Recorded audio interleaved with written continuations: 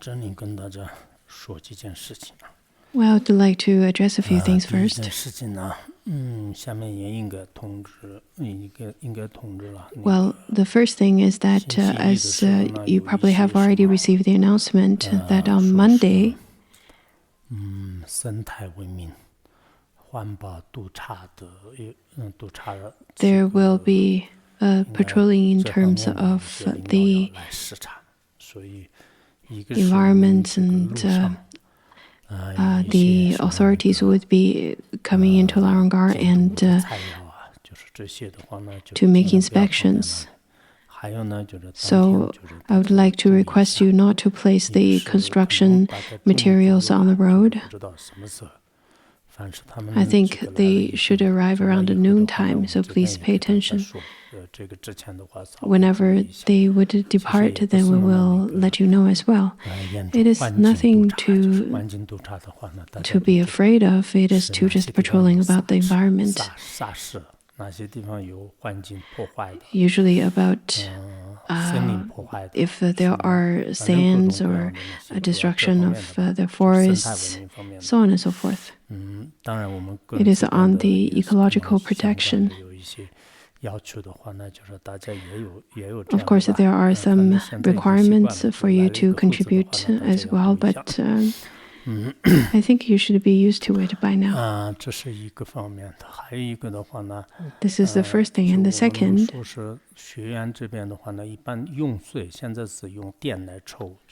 it is regarding the water usage. We are now using the electricity to draw water. In the past, we never talked about any of those fees that we need to worry about, the hydroelectrical bills and so on. In terms of water, there are about 35 RMB. It will be made clear to everyone over here in Larangar, whether you're enrolled in classes or not, you will be required to pay for the fee because you drink the water from here. The Naga spring we have over here is also requiring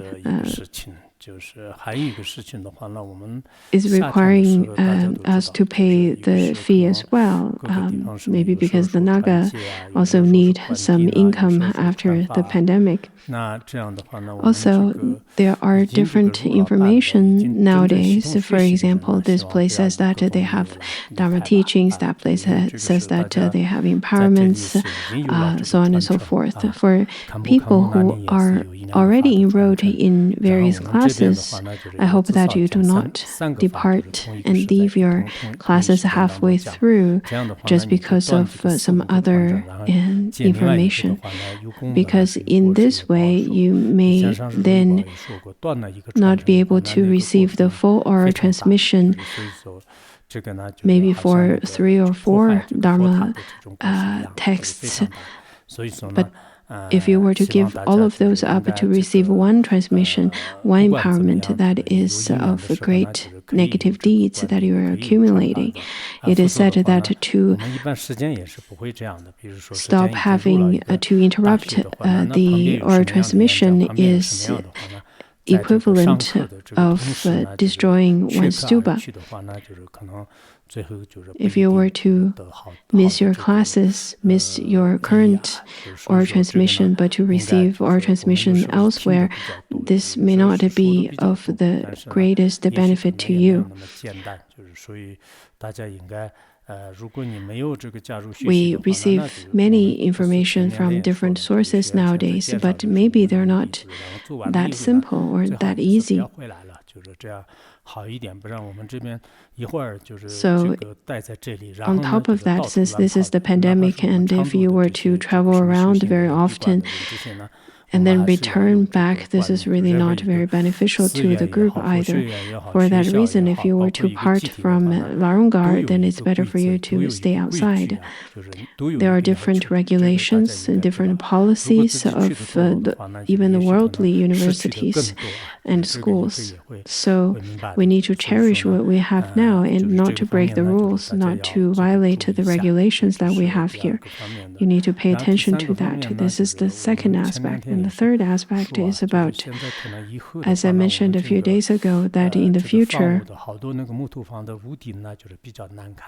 lots of the roofs of the retreat cabins are really an eyesore.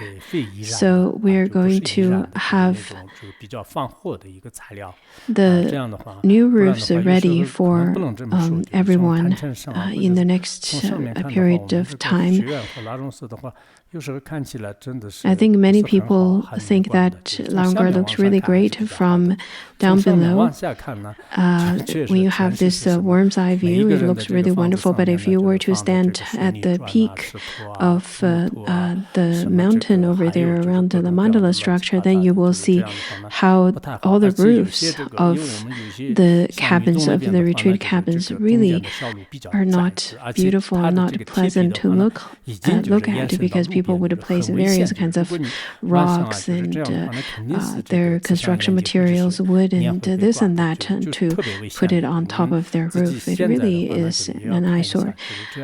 Also, it can be quite dangerous since it's been so many years since they mend their roof, and some of the roofs would extend over their current cabin, their current structure, and it's very dangerous. So this year we are going to get some roof that is that has the function of fire prevention, also rat prevention as well. I'm just joking about that one, but fire prevention for sure. So this is our plan for the future.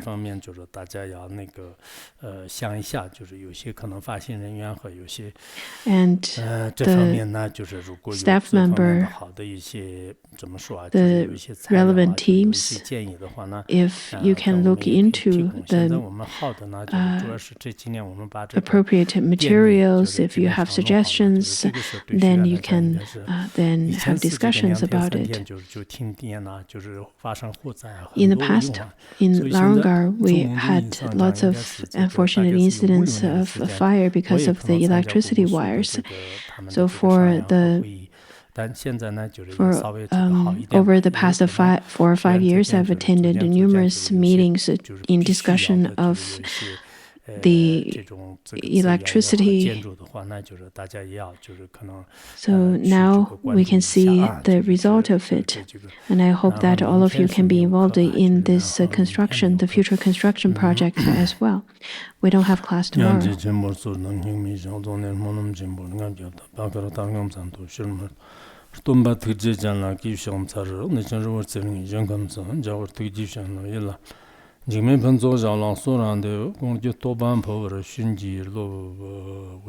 surpass profound and wonderful Dharma is difficult to encounter in billions of aeons. I now see it here to receive and uphold it, vow to fathom the Tathagata's true meaning, to liberate all beings, thus generate the supreme bodhicitta.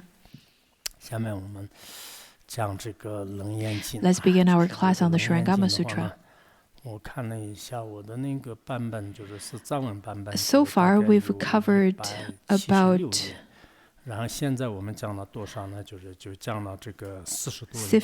42 pages out of 176 pages in my Tibetan version, that is, which is about 1/4 of it. A little bit more than 1/5 of the whole text, maybe about 1/4. We began this teaching back in 2019 on September the 2nd. It's almost 3 years, and we haven't really finished 1/4 of it. Of course, various things had happened throughout these years, which delayed the whole process, but I'm not so sure how long it's going to take us to finish it. At the beginning, I wanted to finish the teachings faster, so I wanted to cover more content as fast as possible, but it's really not that easy.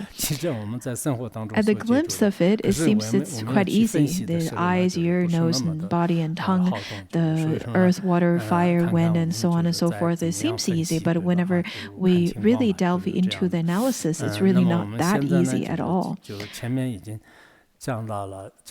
Previously, we've already covered on the 5 aggregates, the 6 entrances, and 12 Ayatanas and 18 Dhatus.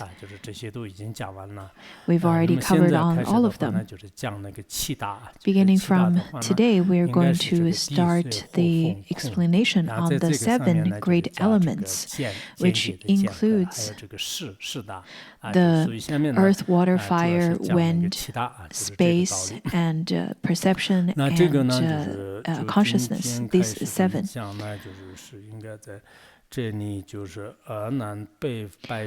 Ananda said to the Buddha, Ananda at this point started to speak. After the Buddha gave teachings on the 18 Dhatus, Ananda said to the Buddha, "World-honored one, the thus come one has often spoken of the mixture and union of causes and conditions, saying that the transformation of everything in the world are created from the mixture and uniting of the 4 elements." Ananda said that, well, everything that happens, they are simply of mixture and union of causes and conditions. This is what the thus come one had often spoken of. The transformation of everything in this world, all the phenomena, and the transformations of them are created from the mixing and uniting of the 4 elements.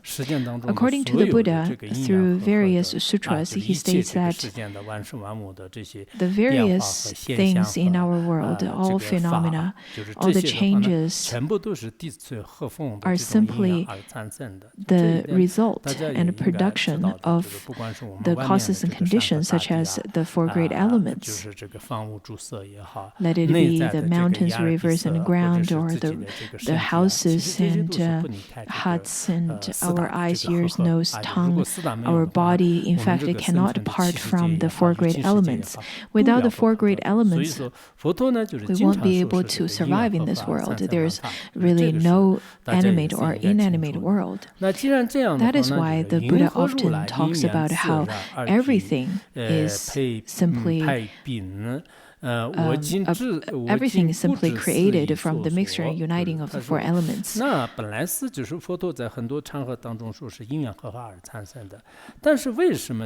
then Ananda asks, why does the thus come one rejects causes and conditions and spontaneity as well? Previously, when we studied the 6 entrances, the 12 Ayatanas, the 18 Dhatus, at the summary part, the Buddha often talks about it. Therefore, it is not a production of causes and condition, nor of spontaneity, right? So over here, Ananda asks the question, well, why does the thus come one rejects causes and conditions and spontaneity now?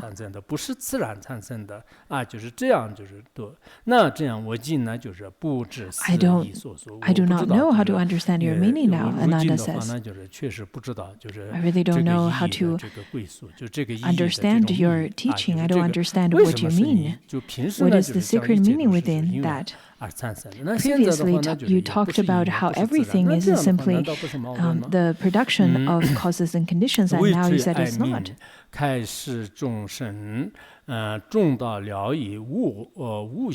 Please be so compassionate as to instruct us living beings in the final meaning of the middle way in the Dharma, which are not idle theories.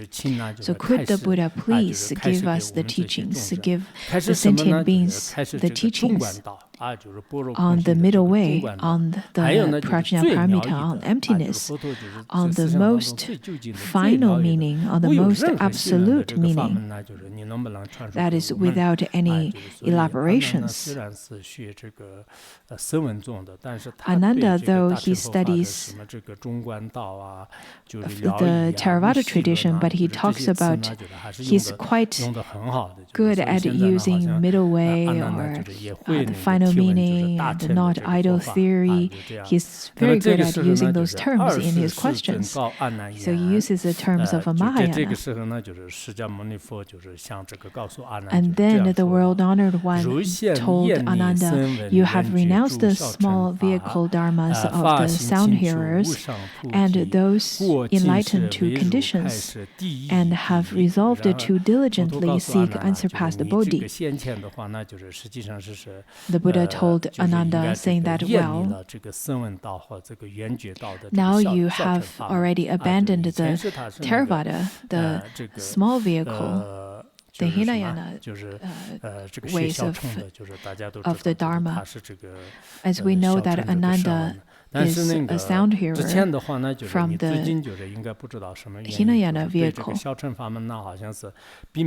But for some reason, you have developed more of an interest to the Mahayana teaching, and you have renounced the small vehicle dharmas. On top of that, you have resolved to diligently seek the unsurpassed bodhi. You have generated the Mahayana aspiration. Because of that, I will now explain the foremost truth to you. I will explain the most supreme and profound and absolute teaching, the foremost teaching to you. The foremost Dharma teaching sometimes is explained as the absolute. But over here, the absolute refers to the Mahayana Dharma. The Buddha is about to expound the profound Dharma teaching of the Mahayana. Why do you still bind yourself up in the idle theories and false thoughts current among people of the world? The Buddha said that, why are you still bound by the conceptions and the elaborations of this world, which further fetters you? Since you have already abandoned the mind to the mind of the self-cherishing mind, and already made the aspiration of the supreme bodhi. Since you already made the aspiration of the Mahayana unsurpassed bodhi, but you are still fettered by all kinds of idle theories and false thoughts, such as causes and conditions. Ananda has lots of graspings towards causes and conditions. Whenever you ask questions, you would ask questions about the causes and conditions. Though that Ananda already made the aspiration to enter into the Dharma path of Mahayana at the beginning of the Surangama Sutra, if you remember.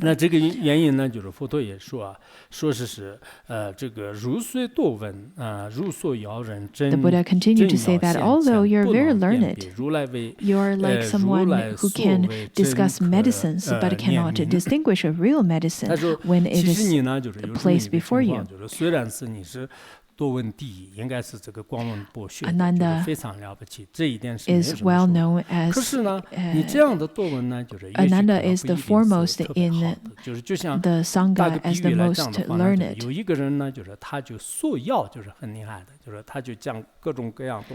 And then the Buddha gives an example, just as if a person who can talk about medicine very well, he can talk about all kinds of theories about medicine, but whenever the the medicine, the actual medicine was placed in front of that person cannot distinguish whether that is the medicine or not. He can only talk about the theories, but cannot really distinguish the actual medicine.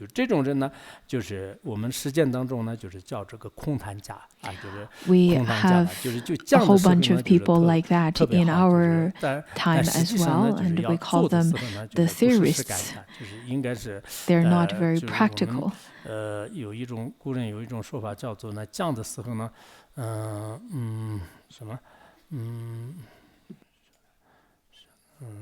像。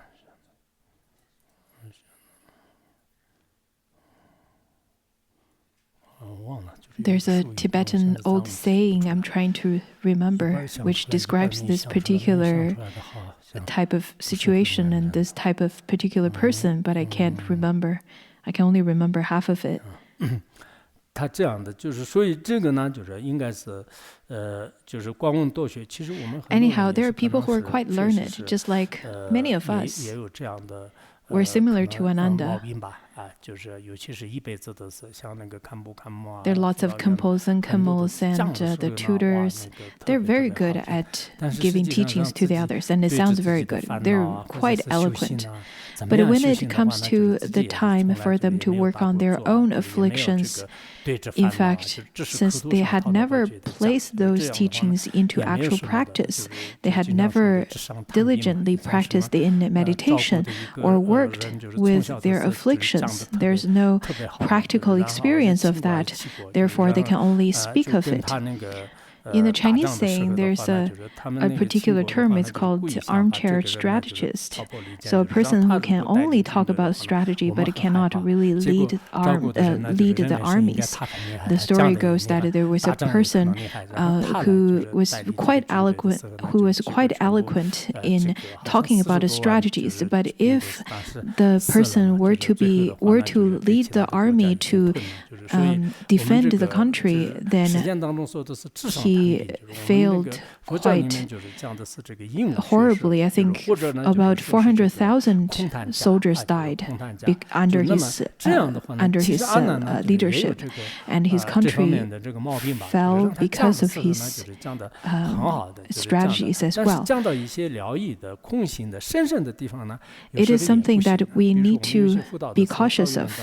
In Buddhism, we talk about that there are people who are very good at parroting the theories, but they're not very good at applying those teachings onto their own afflictions, onto their own, working with their own negative habitual tendencies. But there could be people, though lacking in those experiences in practice, they're very good at talking about all the absolute, all the emptiness, all the profound teachings. There are a group of you, of course, have very good wisdom, and whenever I get into more of the profound part of the Dharma teaching, I notice a group of you right away would wake up to it. And then there are a group of you who prefer the simple teachings. Whenever I joke about all the food and cooking and all the little chores of life, you get more interested in it. So people could be very different. Anyhow, whenever we talk about emptiness, when we talk about the Surangama Sutra, we can notice that Ananda also has this particular tendency on grasping onto causes and conditions. And the Buddha over here, in the sutra, it says, the thus come one says that you are truly pitiful. It is exactly referring to the group of people who, though are learned but not practicing, not uphold those practice in their daily life. It is quite crucial for you to diligently practice the teachings rather than just listening to the teachings. Over here, the Buddha scolded Ananda. After scolding Ananda, Ananda didn't get revenges or feel quite defensive at all. Therefore, the Buddha said that listen attentively now as I explain this point in detail for you and also for those of the future who cultivate the great vehicle, so that you all can penetrate to the real appearances. The Buddha says that while listen carefully, though that you're quite pitiful, though that you're just very learned, but when it comes to the actual practice, the actual application of the practice, it gets difficult for you. I notice some of you are very good at listening to the teaching, very good at contemplating to the profundity of the Dharma. I notice a group of you are very good at analyzing the teachings without having to speak too much in language. But there are a group of you who during your after-class presentation, though spoke plenty, but the content is rather sometimes wrong. So the Buddha over here says that, well, since I noticed that it's quite a pity that you're learned, but you don't know how to penetrate into the actual teaching of the Dharma, therefore I'm going to explain this point in detail, so listen attentively. And this teaching is not just for you, it is the teaching also for those of the future generations who cultivate the great vehicle, so that you can come to the full enlightenment. The Buddha not only gave the teachings to Ananda, he gave the teachings to all of us after 2,500 years, the group of practitioners who vow to practice on the Mahayana path. Ananda was silent and awaited the Buddha's holy instruction. He was very respectful and standing there, waiting for the instructions given by the Buddha, or going to be given by the Buddha. According to the Tibetan translation, it says that Ananda awaited respectively listening to the teaching. Look at Ananda. He's not defensive about being scolded at all, rather than some of you staffing at the various positions. Sometimes when you made a mistake, I would scold you, but after scolding you, you would feel wronged and don't want to work in those posts anymore. Look at Ananda. When the Buddha scolded Ananda a bit,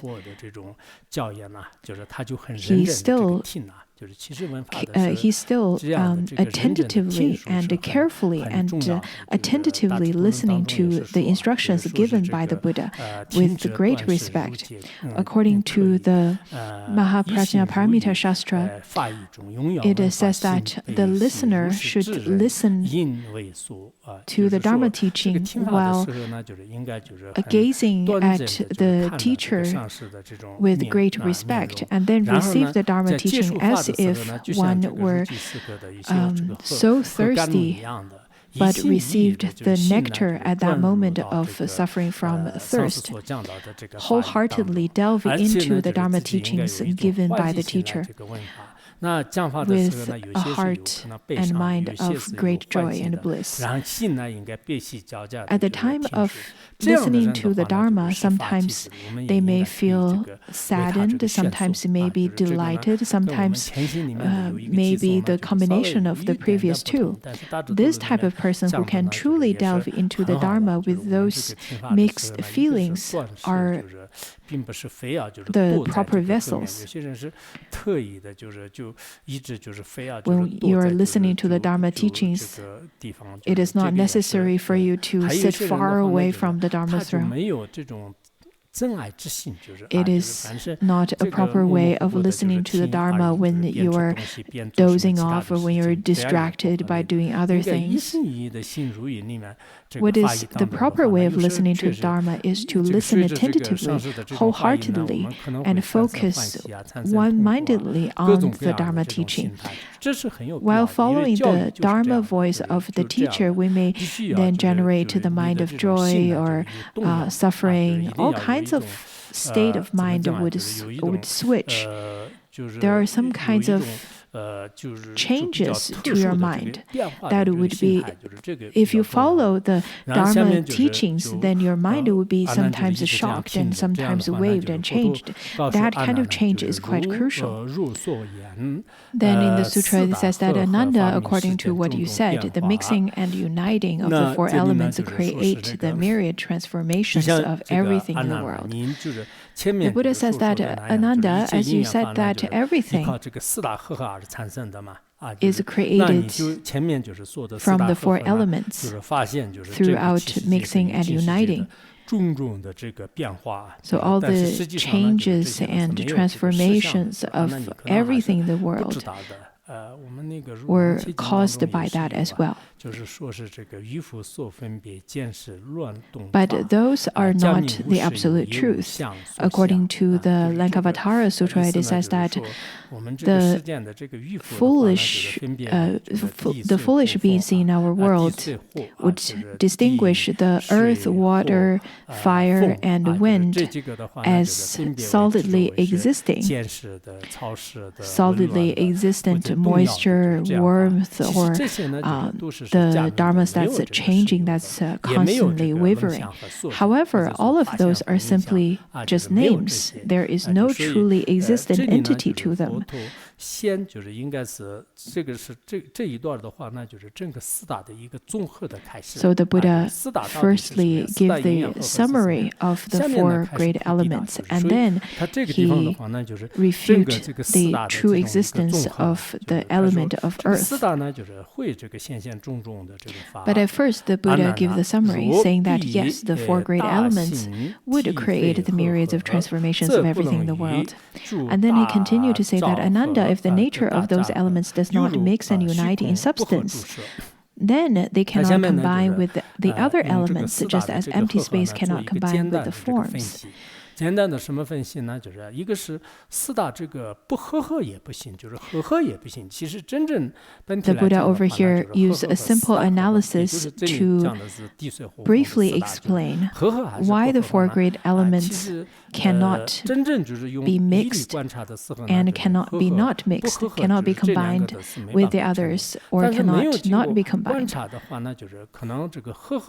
When we make the observation, the mixing and not mixing, neither of them can truly establish. Why is that? Over here, the Buddha says that if the nature of those elements does not mix and unite in substance, so within it, they cannot combine with the other elements.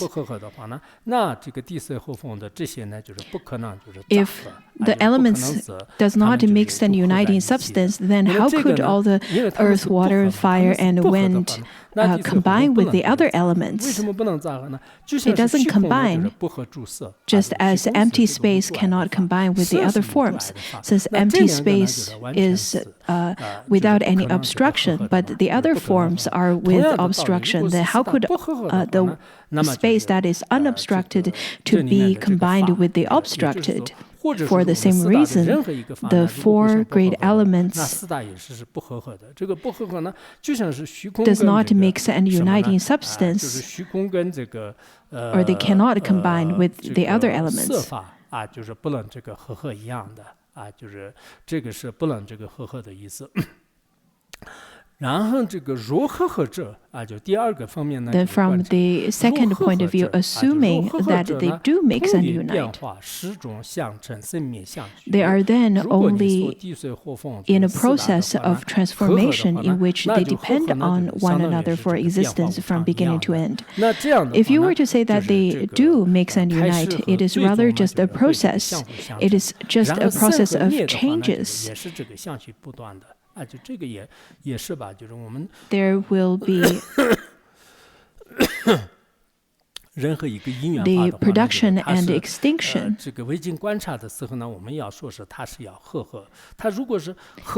Without any detailed observation, we say that it is with mix and they do mix and unite.